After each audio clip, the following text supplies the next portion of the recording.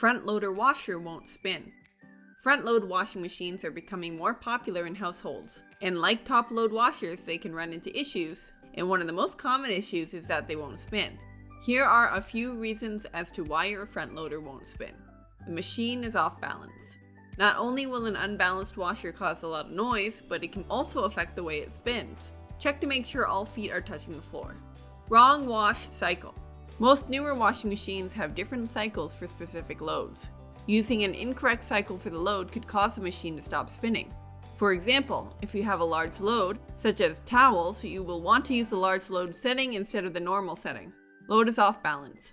Sometimes large items clump together on one side and cause the washing machine to go off balance, which can cause the drum to stop spinning. Most of the time it's easy to fix. Simply pause the cycle and move the items around and to the middle.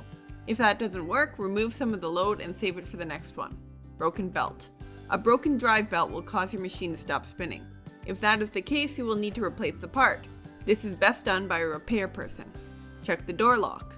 The door lock is one of the essential parts of your washing machine, and a defective lock will cause the washing machine to stop working altogether. If an inspection reveals a damaged or defective lock, you will need to contact a technician to have it replaced.